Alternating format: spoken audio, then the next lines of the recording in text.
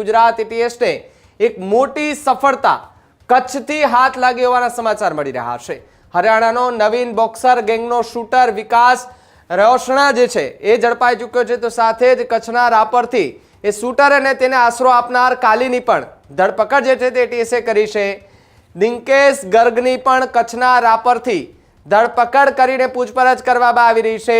આરોપી વિકાસે ભીવાની કોર્પોરેશનમાં વાત કરવામાં આવે તો ત્યાં એ લવજીતની ગોળી મારીને હત્યા કરીને ફરાર થઈ ગયેલો હતો। એ ફરાર થયેલા આરોપી કે જેમની એટીએસે ધરપકડ કરી છે ને હાલ એમની પૂછપરછ પણ કરવામાં આવી રહી છે।